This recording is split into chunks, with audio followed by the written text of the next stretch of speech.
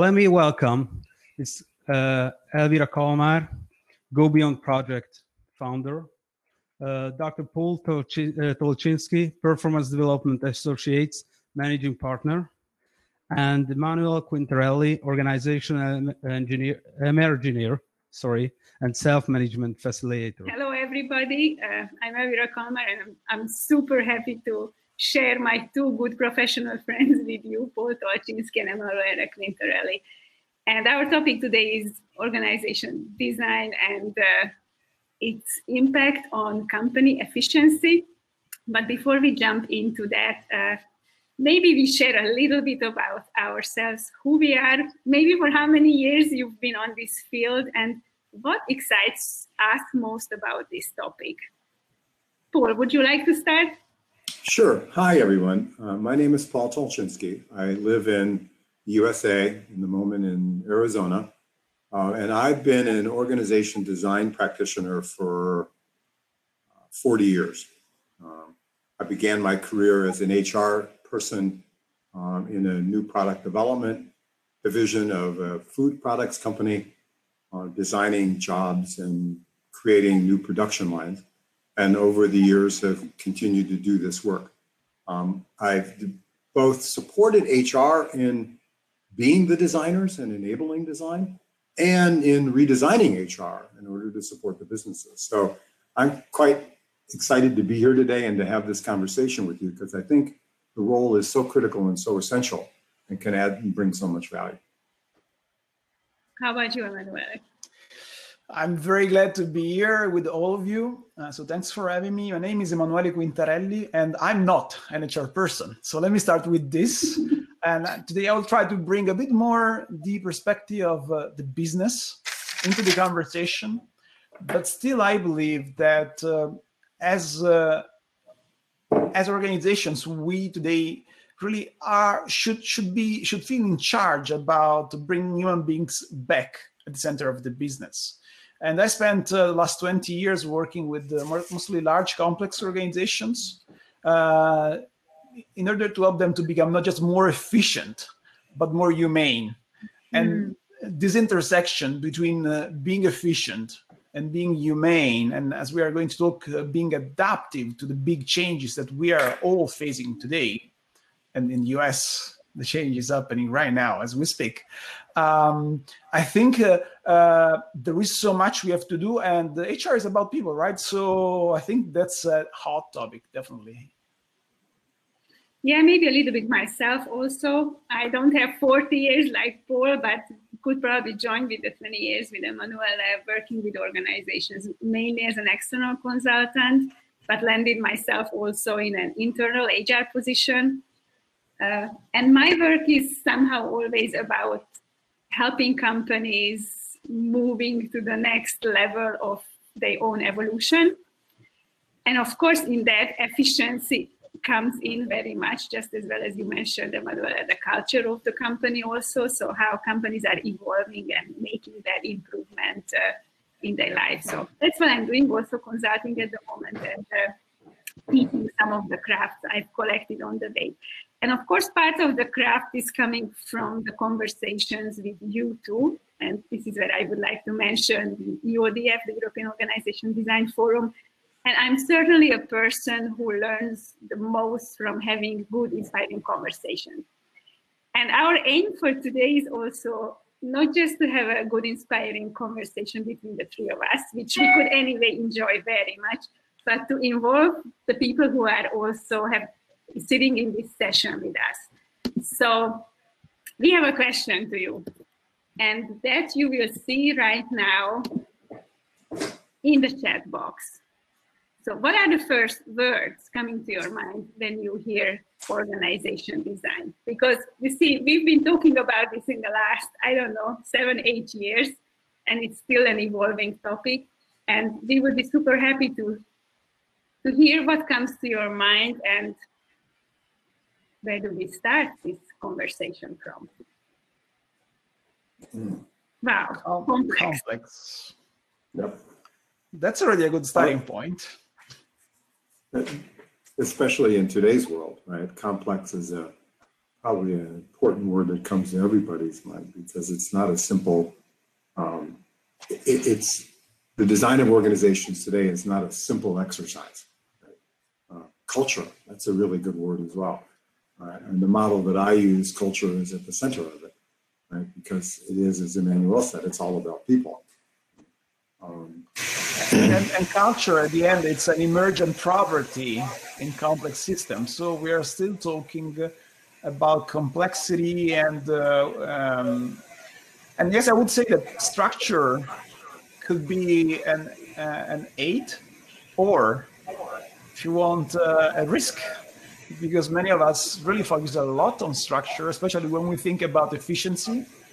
Maybe forget a bit about the complex interlocks between individuals, teams, culture, and emergent outcomes that are not so easy to describe within imposed structures. Well, you know, it's interesting too, Emmanuel, because I've for years, the problem with the word structure, and Anita, when you put it in there, is it immediately conjures up hierarchy, right? And and boss subordinate relationships and things like this. The word has a mental mindset behind it, which I think, in organizations as HR designers, we need to bring structure, but not hierarchy, to the conversation. Right?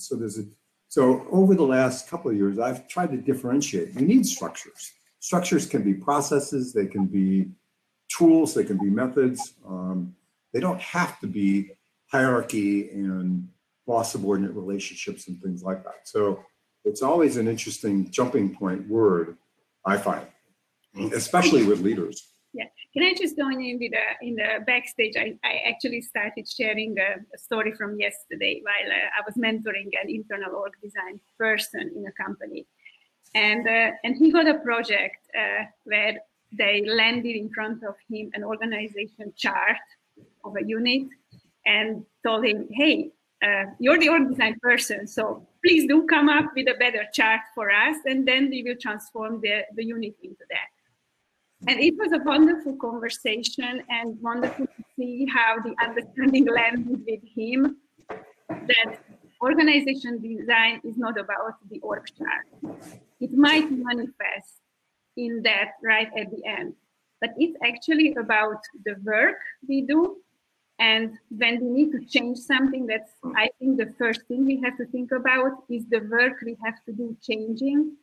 And I think in current times, it's continuously changing. That's how companies have to adapt. So even if you just think about the functions of HR, but in companies in general, so is the work we need to do changing? And do we need to change how we are doing that work? And for me, these two things are actually what org design is about. So, yeah. It's interesting because, I think Andrea put in methods, tools. Org design is both, it's both a what. What choices do we have? How do we become more efficient, more effective? How do we create good work, good jobs? How do we create, what are the characteristics that would make the work that we do individually meaningful? But there's also the how. How do we engage people? How do we co-create these solutions? How do we work with every level of the organization in a way that builds the kind of ownership and commitment? So methods and tools it's a good conversation because it's a both. It's what we do and the choices that we have about it, and probably maybe even more importantly, how we make those choices and decisions, right? How we actually engage people in that process, from the leaders all the way down to the first level workers. Paul, I will agree with you about the how. So I think many of us finally came to the agreement that you cannot impose any structure, any method, any culture, any principle to people, to human beings.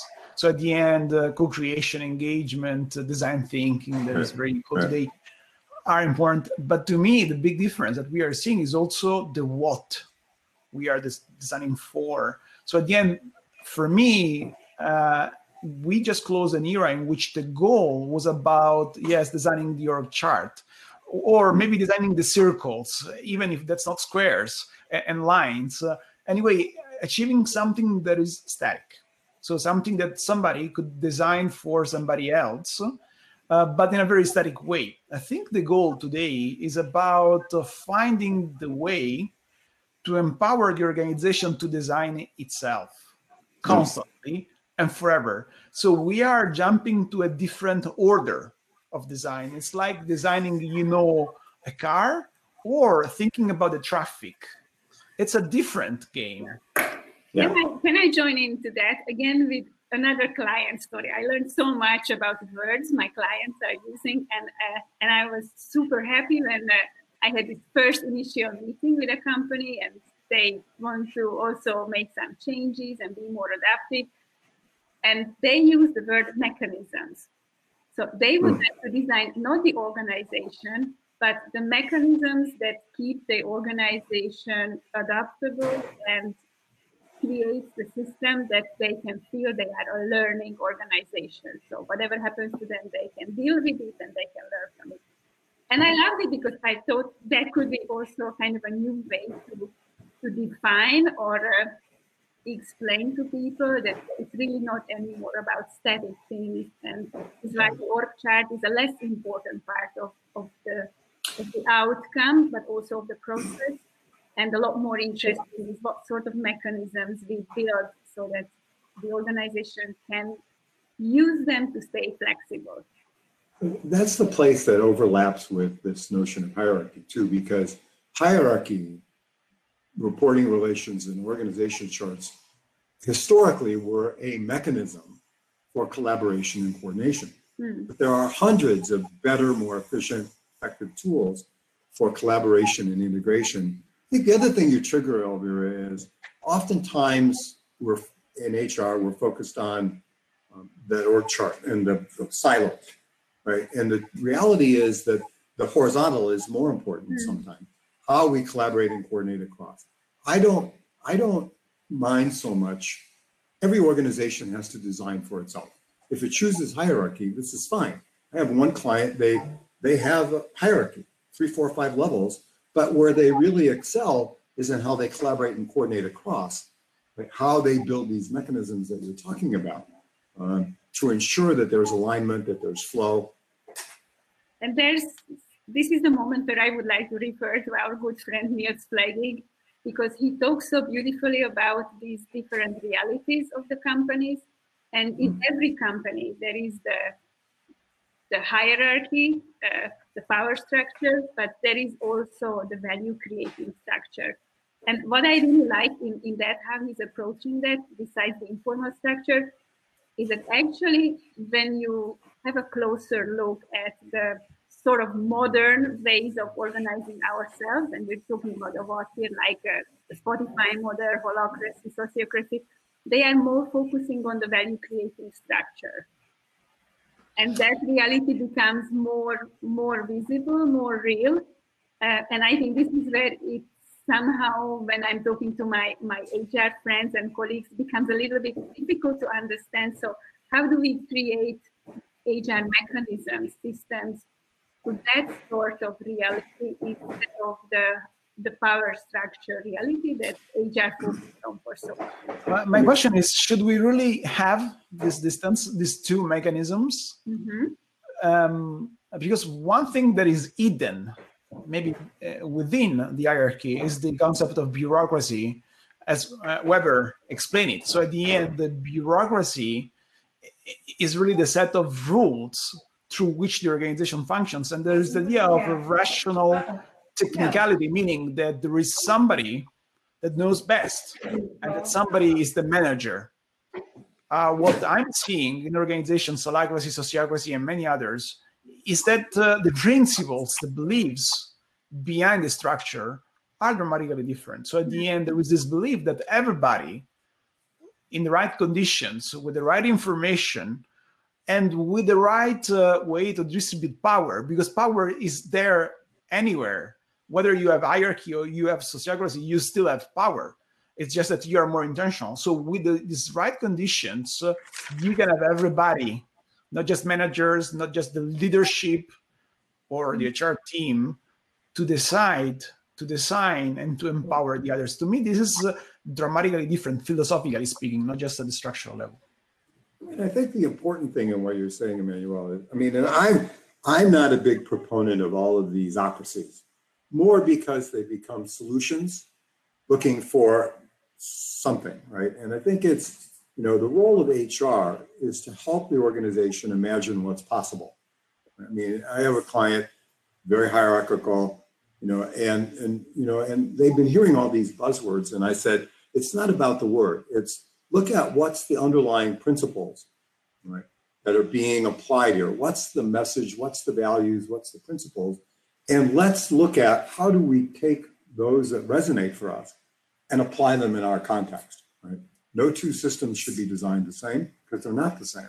And you should look beyond the tool or the solution to say what's underneath it and how do you do that? Because I think, you know, keep looking at Anna Marie's word evolution, right? And last week at the EODF conference, we talked about future sensing, right? And so HR can be the future sensing mechanism for what's possible. Starts with strategic workforce planning, goes into, you know, that's where we want to be as a business. This is what it might mean. Here are some options and ideas. How do we make the system smart enough to choose for itself that which would energize and excite people, right? And this is where I'd like to join in, because I mean, fully kind of agreeing with both of you and kind of hitching on the mindset dimension, and also to be able to imagine what's possible. I think these two things are very much related. So what I see is that depending on what kind of mindset is stronger in an organization, that defines which reality the organization sees more. And interestingly, that will also define the what kind of outcomes the organization can imagine. But what's even more interesting for me is the how. How a transformation, how a redesign process can happen. And this is where, for a highly bureaucratical, hierarchical organization, it's almost impossible to imagine to use whole-scale change involving all your employees, or using open space to redefine, even in an online version of open space, to redefine the next stage of your organization, how you organize yourself. Because there, everybody's thinking about a transformation has to be top down and it has to be A to B. So we have something now and we want to design the B version, and then we want to flip the organization. Yeah. And then you look at the other end of the scale, and then you see, and I'm just using the type, the holocracy type, sociocracy type, agile type of organizations. Hopefully they all develop their own mechanisms, as we talked about. They really have mechanisms, and this is what's really striking when you look at them, that they continuously evolving the way they are working, and they continuously kind of searching what is the work they need to do and if they have to adapt. So for me, this is what evolution really is, that companies who have these mechanisms, they don't really create big transformation processes. And now we're just talking about the two ends of the scale, but these companies have their regular, whether they are their retrospectives or their governance meetings or however you call them in their own system, they are continuously fine-tuning. So there it's more of fluid evolution, the adaptation, but at the other end of the scale, these are these big changes. And for me, the really interesting thing is, and this is where art, and for me, the most exciting part comes in, how do you help them, us as org design professionals, but I guess also HR, how do you help them design a process that helps the company to get where it wants to go? Because this is where it comes, the not so good examples, the top-down.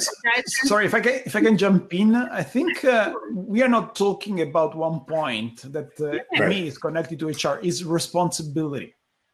So at the end, there are two, to me, what we are saying is that, okay, there is no best way to design, right? So there is a way that it really fits well with what you want to achieve, with your unique context and identity and trajectory. So the first point is that if you look at Conway laws, what Conway said is that you are going to design systems that are really a copy of who you are. So at the end, your internal communication system, and we can extend it to culture, at the end, are going to impact the structures. So it's difficult to change one without changing the other. On the other side, there is a world outside. So at the end, we need to provide services internally, but also to customers, hopefully, because they are going to pay our salaries. So for me, the responsibility that HR has today is sensing what's happening in the world and trying to put a bit of pressure, maybe in a good way, to nudge the internal organization to be a bit more in tune with the world. And then you have to be adaptive because the world is changing, right? Yeah, and maybe before we answer this, and Paul, hold your answer just for a second. I'd like to put our next question to our participants because we partly already answered our big question, but we're also super curious. What is it that HR is doing right now? Oh, perfect. That's a good question. Yeah, exactly. Put our question up. What is the role of HR today in transformations in the different type of companies you are working in or working with?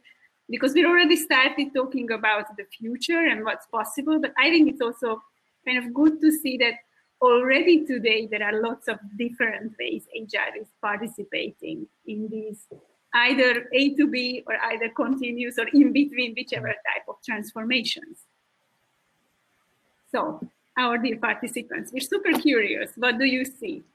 And maybe while you are typing, I share one of my experiences because for me that was a wonderful journey in Magyar Telekom because I was hired actually to lead the change management team, and that already tells you a lot about what type of transformation the company was thinking about. So there were lots of restructurings and redesigns, and once it was done, then change management could come to help the people fit themselves like Tetris pieces into the new structure. Once it is done. Yeah, once it is done. Yeah.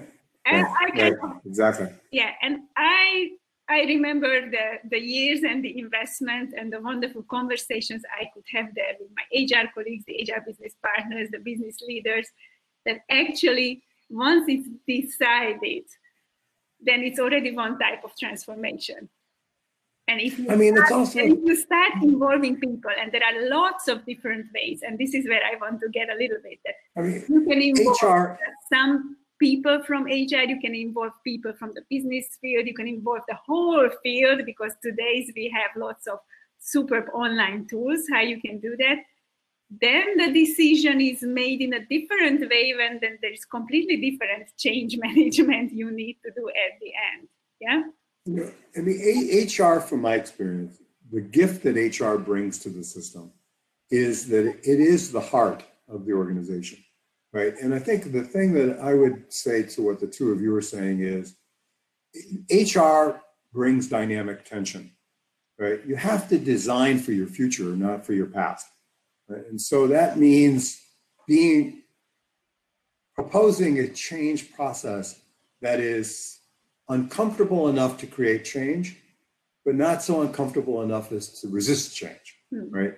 You know, and so there's this dynamic tension that HR probably resonates with and understands better than anybody.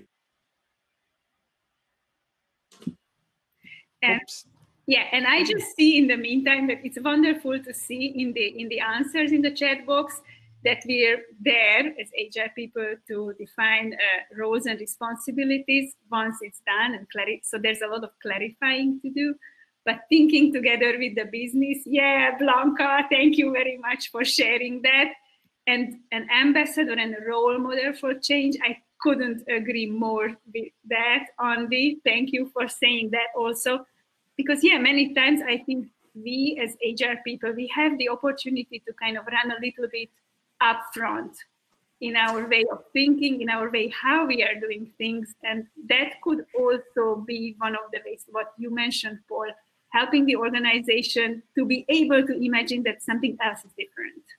You know, and when you look in the chat box, Elvira, I think what it represents too is the breadth of scope within which HR can play from an efficiency standpoint, from the strategic future sensing, sense making, what's coming over the horizon and what's possible and how do we help the organization imagine, to the design of jobs and roles. how do we create contexts and situations that people look forward to coming to every day, right? What are the elements and the characteristics? And so from the high level, there are jobs and roles, yeah? Yeah, from the very high level down to the very basics.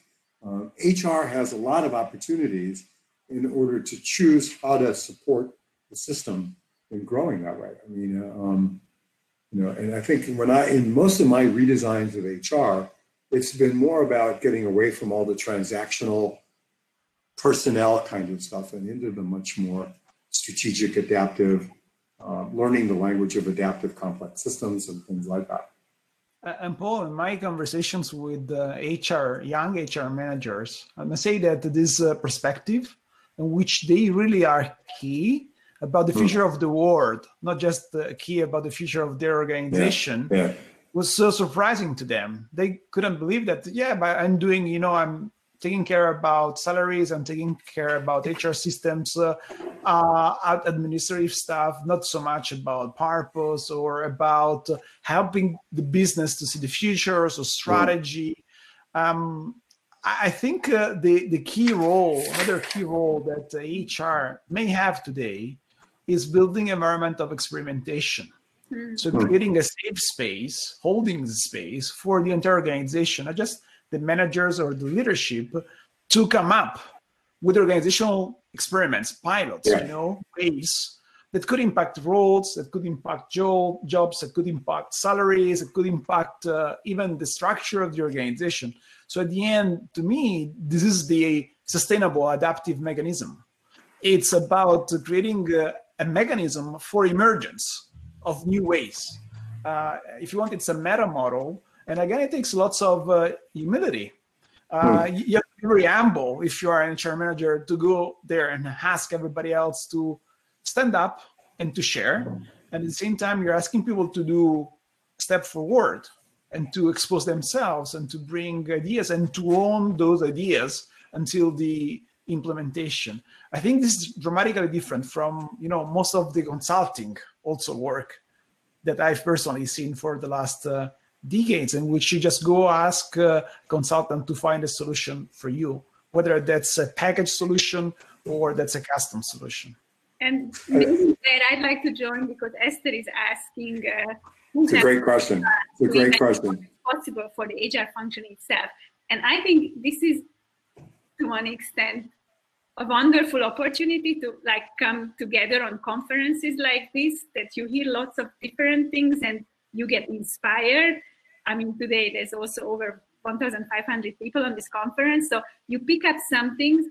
But I also think that there's a step further to have conversations with each other, because as you mentioned, Emanuele, so we all somehow are creating these experimentation hubs, whether it's the HR itself trying to experiment on itself, which is the easiest to create, or support somebody in the company. But to share these experiences and the learnings from each other is a necessity, so that we don't all have to go through the same learning processes. And of course, on the other hand, it doesn't mean, which I think is also very important, it doesn't mean that you can just copy paste like with these old models.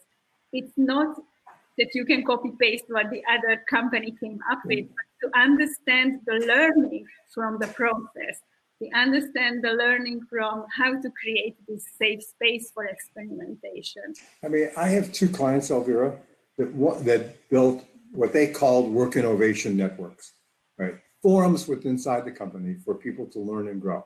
Right? Sometimes the future is already inside the company. It's just buried somewhere, right? And so how do we elevate it? Sometimes it's outside. And so, in two situations, HR created internal forums where people could come together, share ideas, innovate, learn best practices, compare notes. Sometimes you invite a guest speaker. Sometimes you highlight something that's going on inside the company, right? I mean, I think it's a really good question that Esther asks, because in some ways HR has to lead, which means that you have to create a way to learn, build capability and thinking, right? In order to then share it and figure out how to integrate it into the system. Yeah, and guys, kind of my bad, sad announcement is we are just getting warmed up into this and our session is about to end. But I guess what we can wrap up from this is that this is the time where HR can really be innovative, use imagination. I mean, I love to use, so recently we used Be Innovative platform, Paul, with lots of different kind of ideations.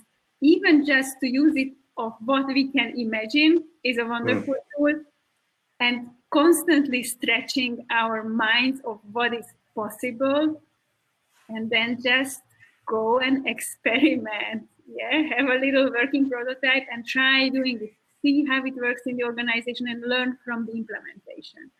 And I think these are the thoughts with what we can leave this session now. And we are super happy and thankful for all the chat answers that you shared with us. And super thankful for Paul and Emmanuel that you had some time to join us. Thank you very much. Thank you. Thank you so much. Thank you, everybody. Wonderful. Thank you. Take care. Bye. Bye-bye.